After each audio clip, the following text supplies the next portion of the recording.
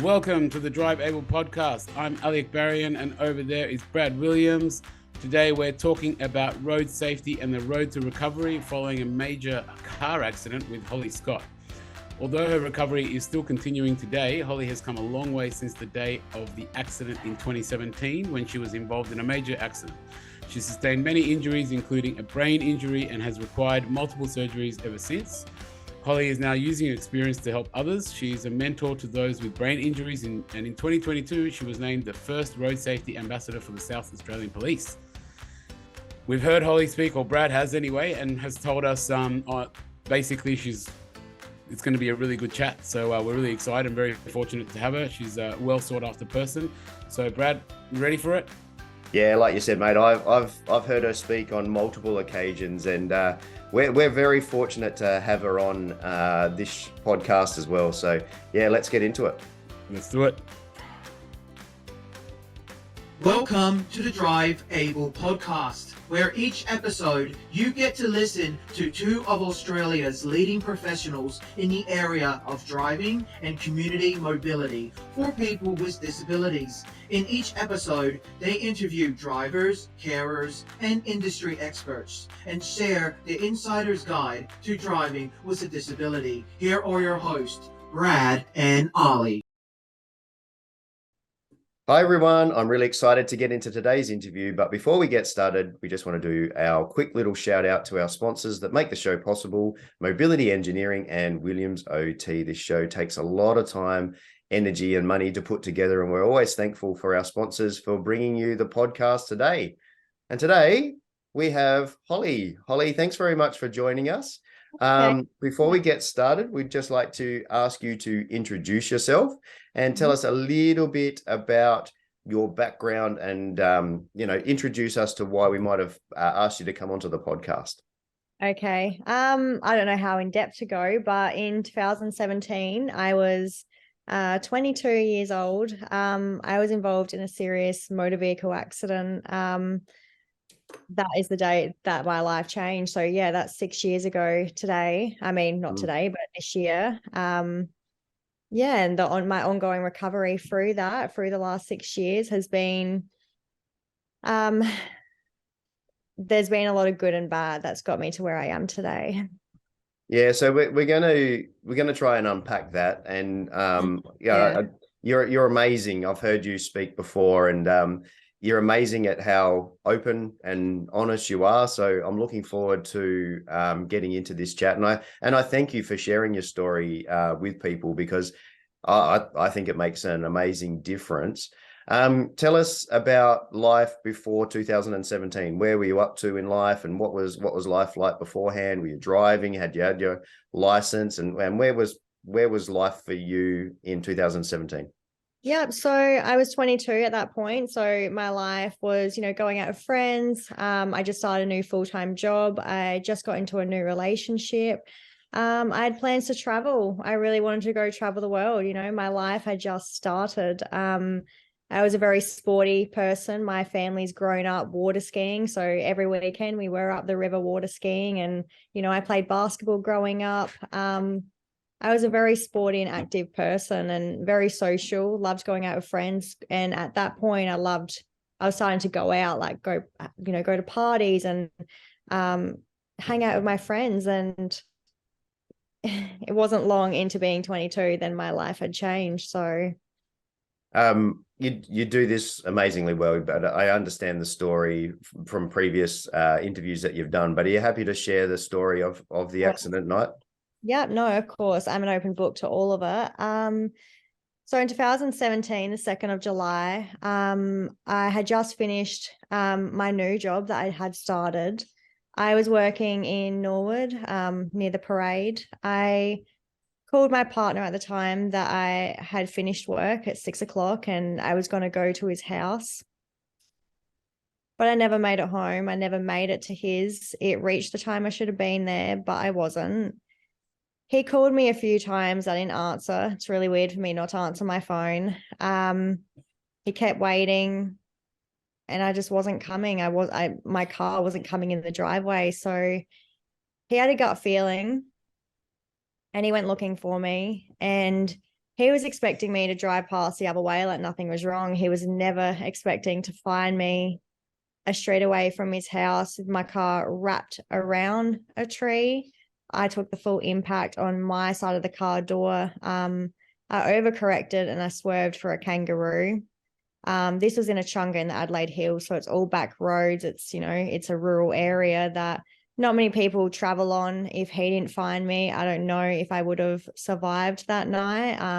Not many people go on those country roads, especially that late at night, or my car was so far out past the road. I don't think people would have even seen me.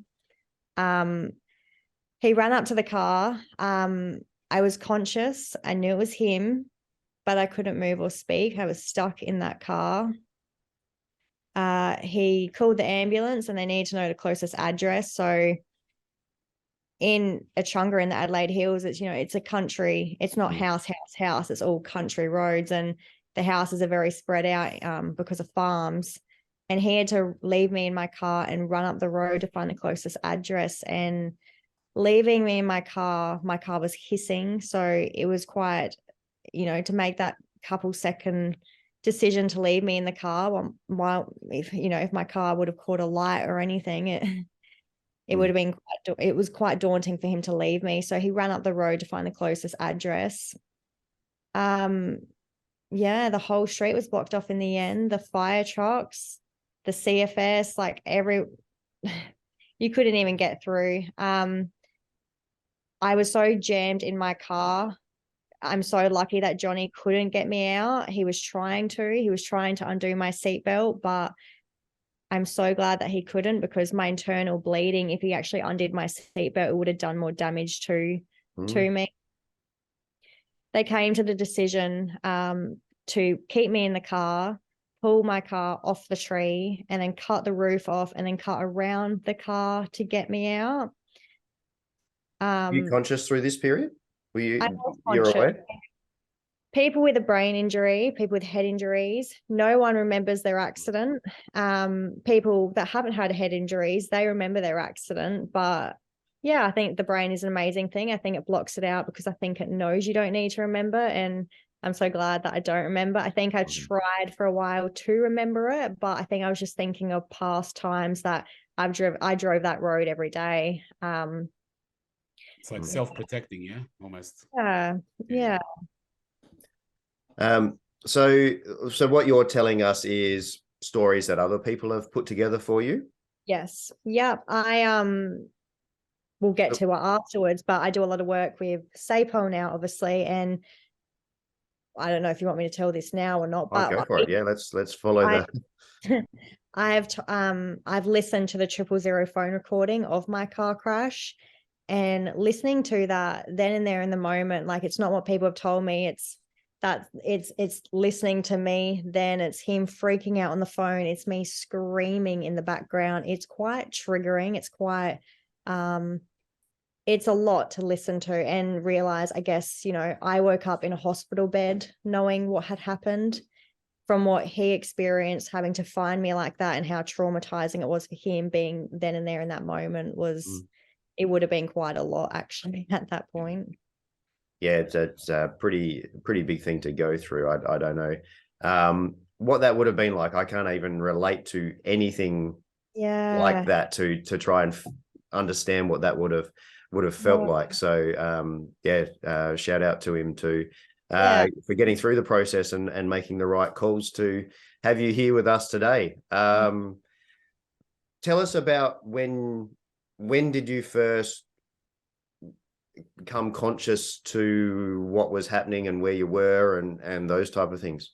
Yep. So when they got me out of the car, I went to hospital. I was in ICU for a while. They put me into an induced coma. Putting me to sleep took away the pain and let my body heal while the machines breathed for me. I was in a coma for over 2 weeks. The first few nights were very touch and go. No one knew that I was going to survive this. Major crash was called to the scene because no one thought I would survive. My family, they camped out in the waiting room night after night, just hoping that I would get through it, hoping that I would live.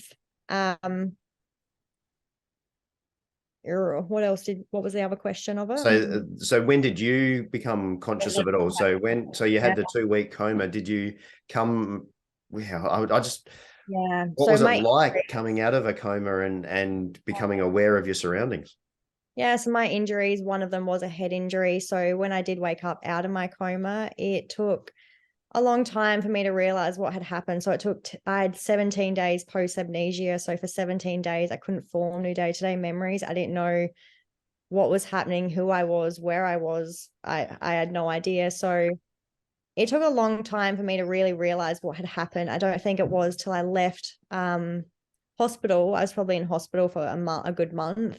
And then I went into the rehab, into the brain injury ward. And I think that's when I started coming to it, because having a big jolt to the head, your brain is still processing. I think I explain it like I was an empty shell. I didn't know, it took a long time for me to come back to what had happened. I remember being in rehab once, and I remember just looking down at my legs and seeing how swollen, how big they were. And then I started realizing I couldn't do the normal day-to-day things. And yeah, I think it took a long time. I think probably over a month for me to really realize what had happened. What kind of physical injuries did you have? Yeah, so I never broke a bone in my body before my crash, and this crash essentially broke my whole body. I broke both my legs, my femur bones. I shattered my pelvis. I broke multiple vertebrae in my spine. I fractured my right hip and tailbone, and I had brain bleeds and sharing of the brain, leaving me with a severe traumatic brain injury. My legs and pelvis now have metal rods, pins, and screws, and they'll mostly stay in for the rest of my life. They cause me a lot of grief, a lot of pain. I did a lot of other internal tears to livers and everything else. But yeah, that's from a functionality point of view now. Is it physical functionality? Is it? I don't know actually which question to ask first and which order. So I'll ask both, and you maybe tell me what links. yeah. Does the brain injury, has that caused any physical, like the physical effects? Yeah. But then also, and can you actually tell? Has there been also actual physical injuries as well, which are not caused by the brain, or is it all one thing? From a functional point of view, I think is from what a you're functional saying. point of view, yeah. So most of it was musculoskeletal. The neurological things that I do struggle with, it mostly, like for physical wise, is my balance. So when I got off my wheelchair and I went to my 2 walking sticks, I looked like Bambi because I had them so far out in front of me. My balance was shocking, and having to learn to walk with my balance being so impaired was actually, it took a lot longer. It was a lot harder for me to learn. So that's from the brain injury, the balance? Yeah. Yeah, okay. I had really good balance before my accident, but yeah, it's shocking now. It's come a long way, but yeah. Yeah. There's also a lot of other things within the head injury that I do struggle with.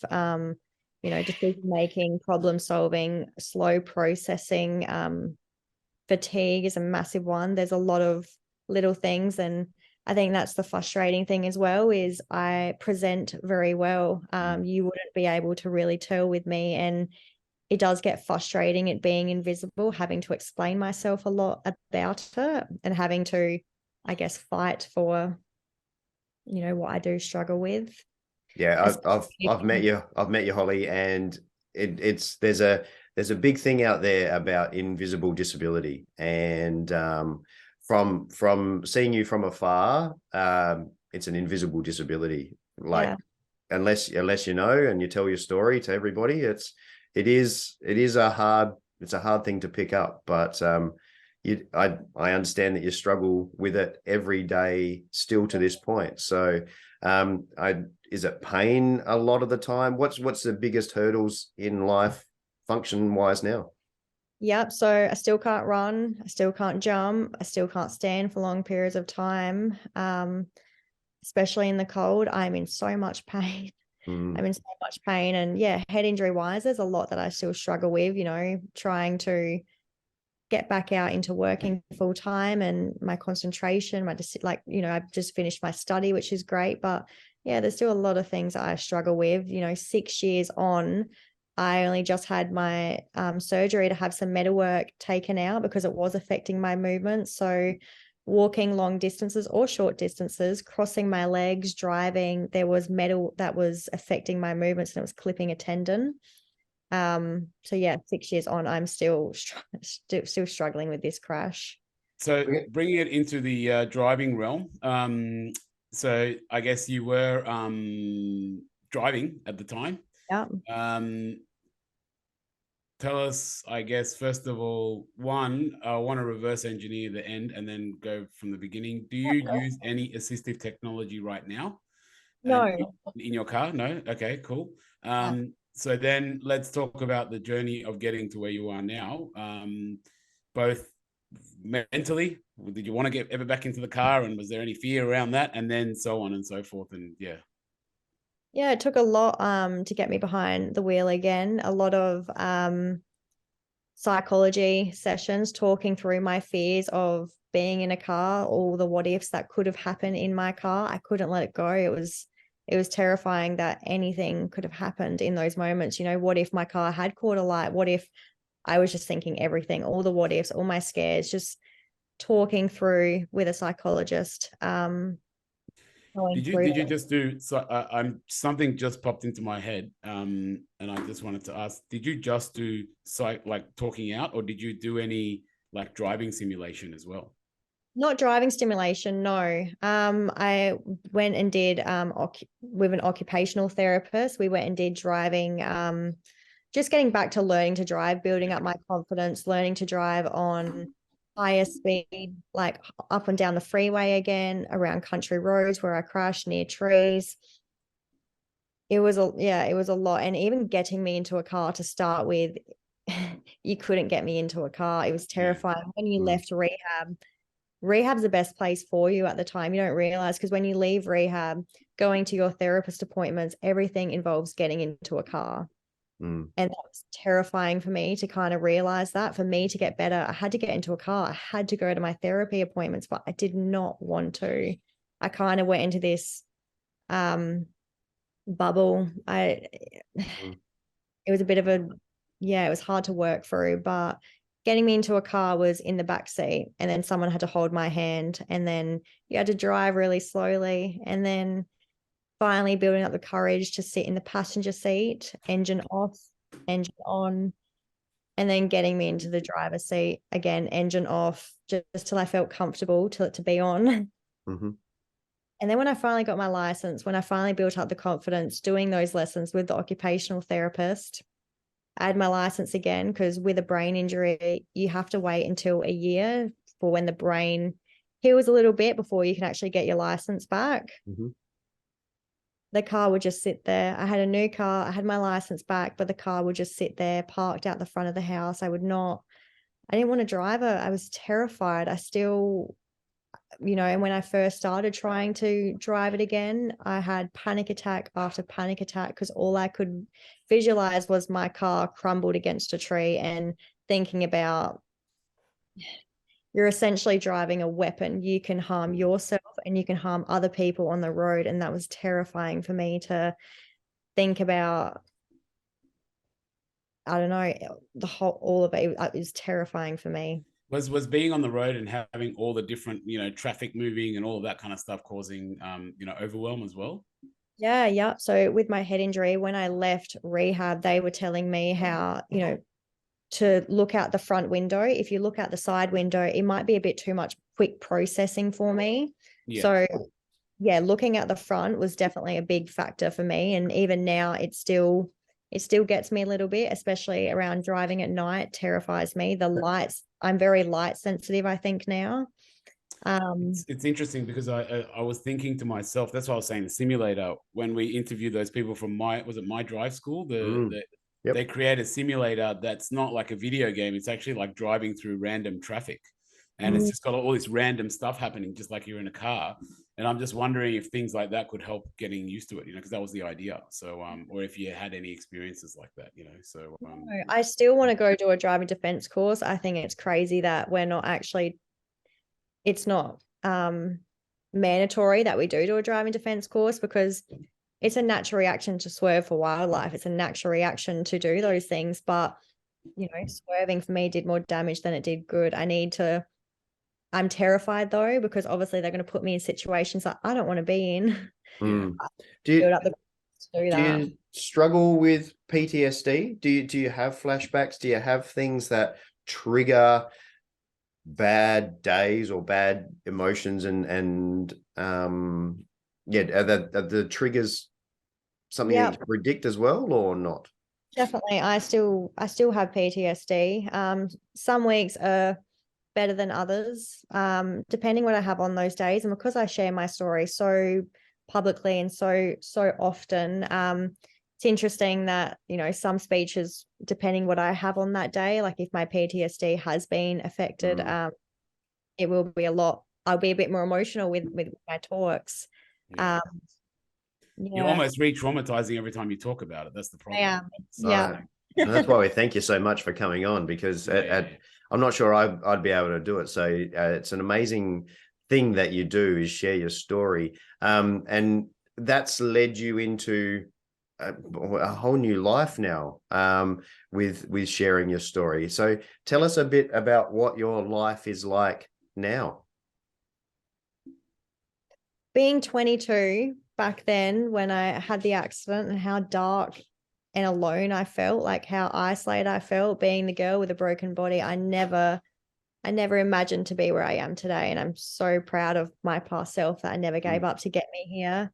I live and breathe my accident now. Like, I am so dedicated and so passionate about this subject. And there's a fire in me to keep doing what I'm doing because of it. When I seen the couple-second headline of my car crash when my accident did happen, it was quite triggering for me. That's not just a couple-second headline. People don't see it or understand it. You don't see what I went through, how my life has changed, what I have to do and live with after it. It's not just I survived that night. Nobody sees that. The seriously injured statistic, people don't see that. No. I think that's what started. I made this video of my accident just for me to see, just so I could see my process and my recovery. I had photos of my actual accident, and seeing my car for the first time was quite triggering. That's when I had my first panic attack. But I made the video, my car, me, my coma, me learning to walk again, just so I could see how far I had come. And I shared it with my case manager, and she loved it. She asked me if I could come present it to people at Lifetime Support Authority, the scheme that I am on. And I did. That was my first talk. I think I did that in front of 50 people. And it's quite scary because, that's my personal story. That's my x-rays. That's everything of my story. And then I had the RAA reach out to me. They wanted me to talk at their Street Smart High event. That's at the Adelaide Entertainment Centre in front of 8,000 school students. So, oh my God, I was terrified. That's a huge crowd. And I hated public speaking growing up. And this is such a personal story for me. I didn't know how I was going to do it, but I felt like I had to. And I did. And I had such a good response from the crowd and the students. I had a lot of students reach out to me afterwards on social media and track me down. And they told me their fears of driving. They told me that, I got through to them, and they understand. I think my video, it's more visual for the kids. They're actually seeing what I've been through. There's Snapchat filters in it. There's everything that is relatable to the kids for them to realize that.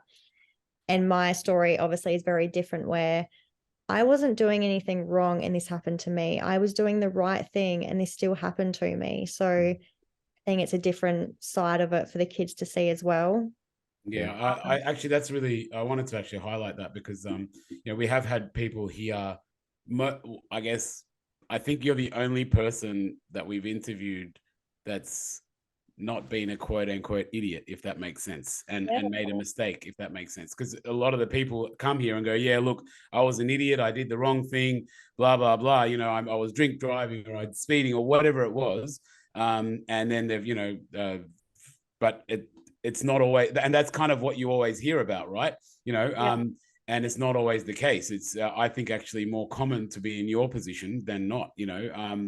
And so it's just, and I really did like what you said about the weapon, because I'm a road safety trainer myself. And I always talk about how a car is a very, very good safety device. But if it's not used correctly, it turns into a weapon instantly, and a very deadly one as well. So yeah, it's really interesting that you mentioned that stuff. And it's really cool, I guess, that you're sharing all of that information. And I really like that you're sharing it with the younger generation as well. One person we spoke to in the past, we're trying to get back on, Matt Caruana. He was a younger guy that attempted suicide and then come back, and his focus is just helping the younger generation, because what he realized is they actually need a lot more support than ever before. And even in this car thing, like I guess I remember when I was younger, people were allowed to drive and muck around. You drove when you were like 12, and stuff like that. No one's allowed to go anywhere near cars now, or they're too scared, or so and by the time they're going to go drive, it's just going to be a freak show, for them. So it's great that you're, I guess, out there, especially helping the younger people as well.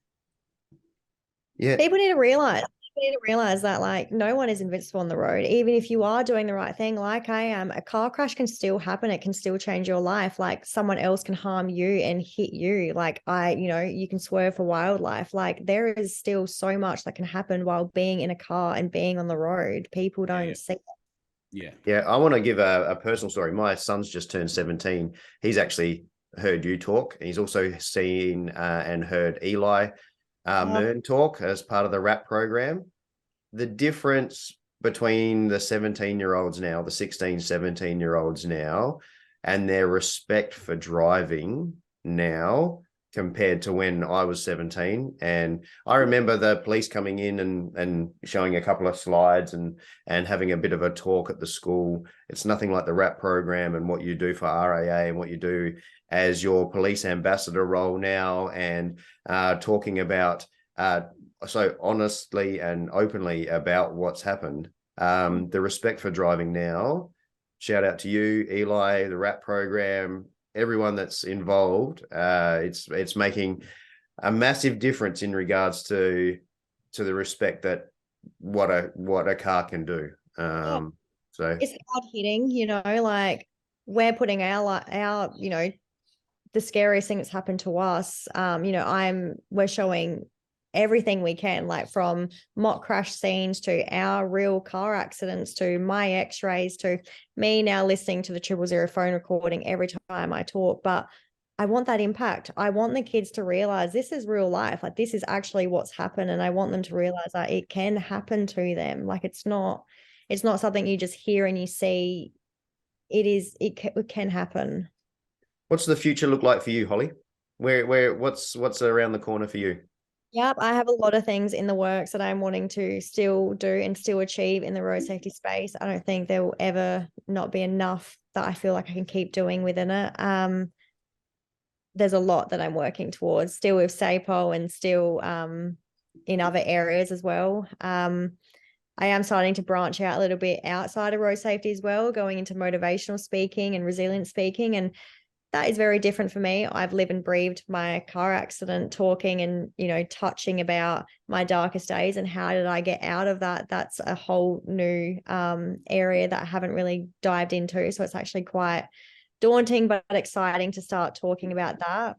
I've just finished my studies in allied health to work along physios, OT, speech, and work through programs with them in people that have gone through what I have. My whole life has changed, like everything I do, from every aspect of it. I just want to give back. I want to help people that have been in my situation, or I want to prevent people being in my situation. So yeah.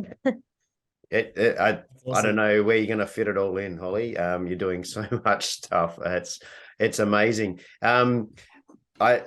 I'm excited to ask you the last question because I feel like it's going to be really different response to what we've had from other people. So, but before we do that, we just do a final shout out to our sponsors that have brought you to us today and make this show possible, Mobility Engineering and Williams OT. We've learned a lot that cars are more than just getting from A to B. And we asked the question of people, what's something special or a trip or an adventure or something that you've done in your car that's more than just getting from A to B? I want to ask the same question, but I'm really intrigued about what's a special memory or a special moment in a motor vehicle that you can share. Give me a second to think about this. I remember reading it, but I'm trying to think now. Special moment being in a car. Yeah. Is there a special moment now in a car? That's the first thing. Yeah. Is it still scary getting in a car? Yeah.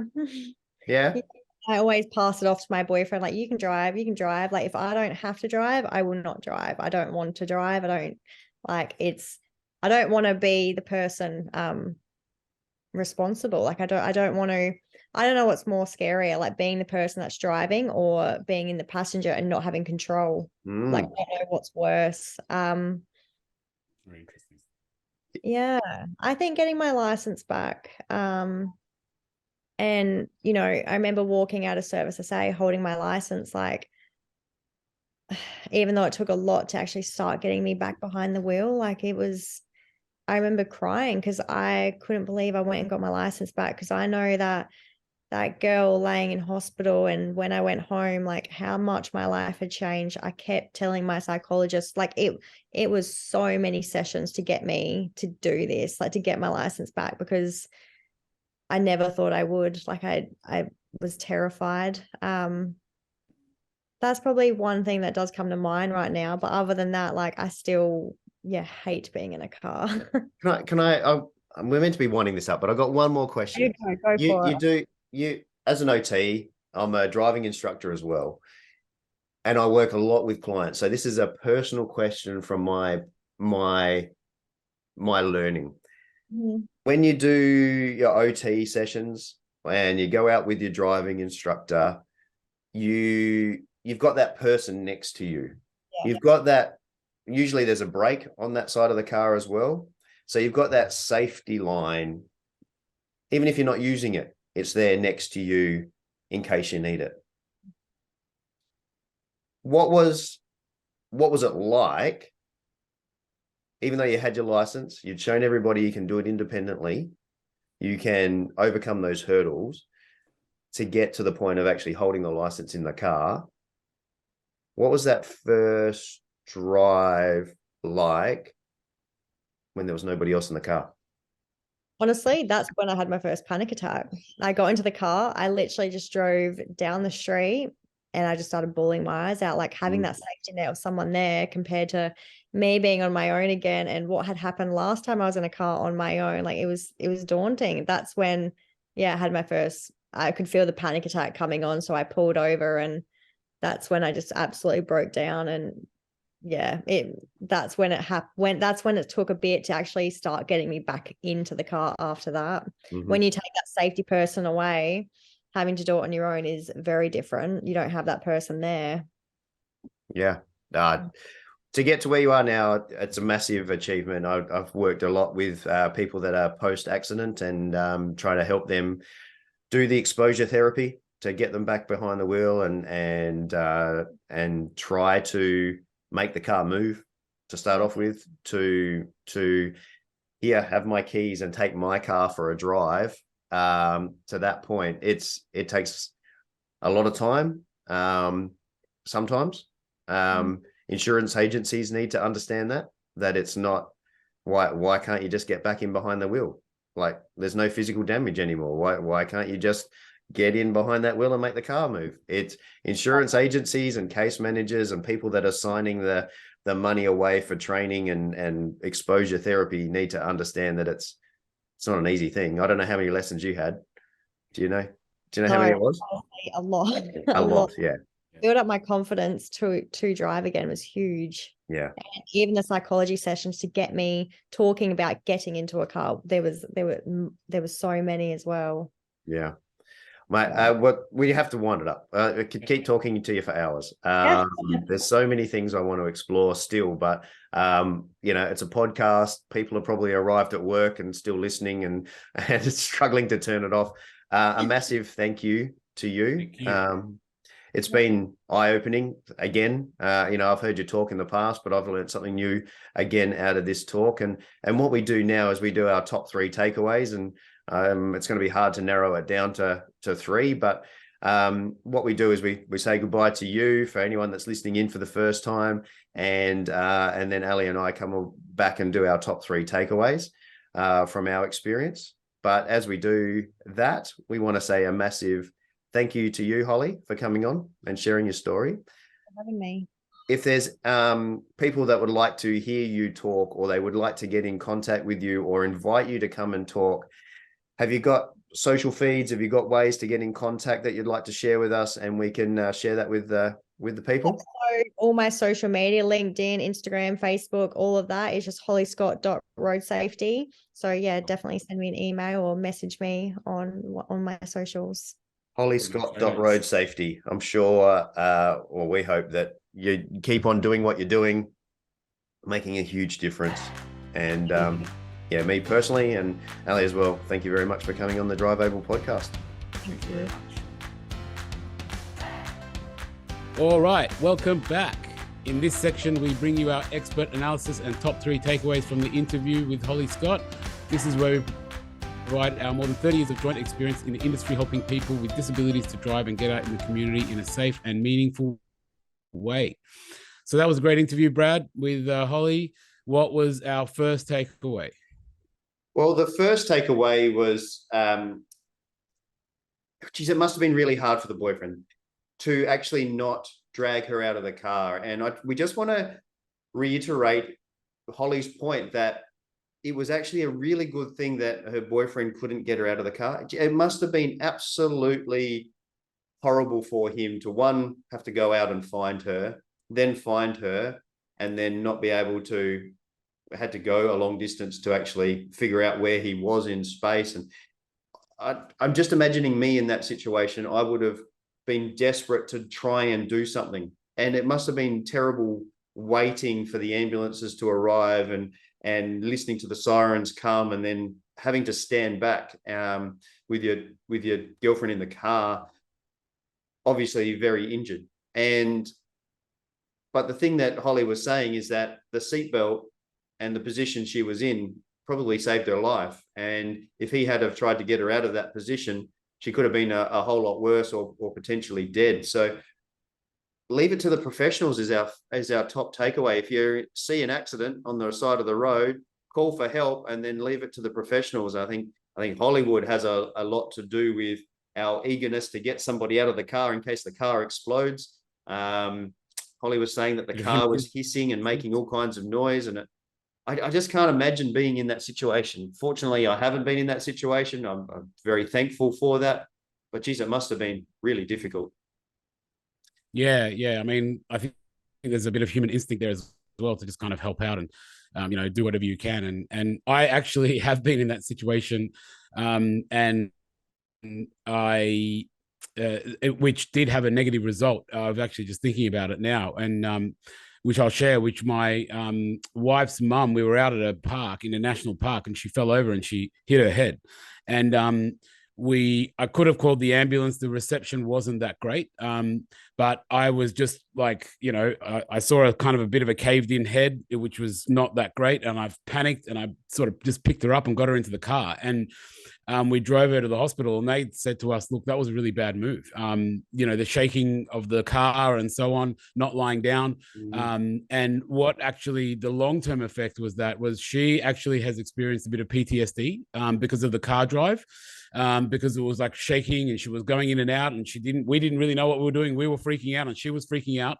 Her daughter was in the car screaming. And so it's interesting that yeah, like don't do what we did. And I learned the hard way that it's had that effect. That was a few years ago now, and it was about 4 or 5 years ago. And actually her mum, we were speaking to her recently, and she's still dealing with some of the PTSD around it. So yeah, a perfect example that don't do it, but it's very, very hard. Like I just panicked and I just had this instinct, that I need to do something, I think I'd do the same in the same situation, but if we've learned anything from those two stories, leave it to the trained professionals, and they spend hours training to do the right thing in those environments without the emotional elements that go with it. And that kind of leads us into the second point, is that the rehab journey, we've got 2 points on this one. The rehab journey involves getting in and out of the car, but it's also involves so much more, which is that PTSD and getting over the mental hurdles of it all. So let's touch on that first one about rehab, getting in and out of the car. It was right from the start, because Holly was saying that everything in her life post hospital, getting out of hospital, going for a home visit, getting home, everything involved getting into a car, and it really needs to be addressed right from the start. So many elements, just leaving the hospital involves getting in a car. So there's so many things to consider in a hospital level. We spoke about it with Matt Caruana as well, in regards to his journey about getting in and out of a car as the first thing that he had to do. And it was a massive hurdle. It's a common issue, I guess, that we are facing, and we speak about a lot on this podcast, is how it's kind of a bit of a forgotten element, when we're in the hospital and we're dealing with the emotional aspect of it all, and what are we going to do at home, and how are we going to get you your rehab and physio, and that kind of transport part gets forgotten, so it's so I guess it's just another reminder that everything does involve the car, and it's not just driving, it's also just getting in and out of the car, getting in and out of the back seat or whatever it is, so that's the PTSD side of it all that you were mentioning for your mum, but Holly as well, it's a massive hurdle to get over in regards to the mental health side of things, about jumping back into the thing that almost killed you. It must be really, really difficult. I mean, I've worked with lots of clients that have PTSD post accident, and there is so many hurdles, mental hurdles to work through in regards to just sitting in the car. Just sitting in the car can be too much for some people, and it can be really debilitating. And asking people to travel at 10 k's an hour, 20 k's an hour, because everything's moving, lots of visual stimuli, and all the flashbacks that go with it. Shout out to the psychologists out there, because it's a big area, and it's a teamwork from my point of view, OT and psychology working together to help with the mental health side of things post accident, and it's a big area. And it takes us on to the third point, which involves so much to get behind the wheel. And that's right. Touched on that already. It's a big journey getting behind the wheel, and that not just that psychological element, but the whole part of it. The going, like we've spoken about, all the different elements in terms of getting the conversions done, getting your assessments done, everything completed. It's a very involved and time-consuming process, and takes a long time. You've got to do a lot of different things, and you've also got to manage your psychology around it. And one thing which was pretty cool about what Holly was talking about in this interview, and also showed self-awareness, was that she had gone through the journey, or started the journey of getting some products, assistive technology prescribed, and for lack of a better term, she kind of failed on that journey a little bit, or had some setbacks and couldn't find the solution. But she realized also, she mentioned that this is like we sort of asked or probed, why aren't you continuing to try to find something? And she sort of said, look, I realized it's a big time-consuming process, and I need to focus my time and energy and mental space on what I'm focusing on now, which is the surfing and so on. And that was really I thought that was really cool that she mentioned that and had that awareness. And yeah, it is an involved process, and it does take up not just your mind, your time, but your life and your mind. So and we've talked about that a lot. Yeah. So look, Holly's mental health journey now involves being the police advocate, being a spokesman for RAA. Her mental health journey now is about getting out there and talking about it and sharing it with the students that are getting their licenses, and those 16 and 17-year-olds that are looking to drive for the first time. It's actually helping her with her mental health. I really applaud her for doing it. She's a great public speaker. I've listened to her speak. Absolutely amazing how she shares her story. And we want to thank her for coming on and doing this interview as well with us and sharing more of her story about it. I don't think our top 3 takeaways have done her justice. The best thing you can do is reach out to Holly Scott, look for her on the socials, and look at one of her public speaking events, whether it's with the RAA, the police here in South Australia, or one of the other platforms. She does lots of podcasts. Look out for her. She shares an amazing story. And that's it. Let's wind up the episode there and thank her again. A shout out to our sponsors, Mobility Engineering and Williams OT, for helping bring this interview with you today with Holly Scott. Williams OT driver assessments and rehab offer all the pieces of the puzzle to assist people with their disability around their disabilities to reach their driving and community mobility goals. And Mobility Engineering is a team of passionate and dedicated people focused on bringing Australia's largest range of suitable transport options for all walks of life. As we say in every episode, the advice provided in this podcast is general in nature. So if you've got any queries about what can work for you, make sure you get in contact with your local OT or mobility dealer and set yourself up with a trial, because trials really do put you in the driver's seat. That's it for now, Ali. We'll see you in the next episode. Thanks for listening to the Drive Able podcast with Brad Williams and Ali Akbarian. If you like what you've heard, make sure you like, rate, and subscribe. It really does make a massive difference. If you or anyone you know would like to share a story about driving with a disability, or you would like to get in contact, find the show notes, or find the resources mentioned in this episode, you can find us on Facebook. Just search @Drive Able Podcast for more information.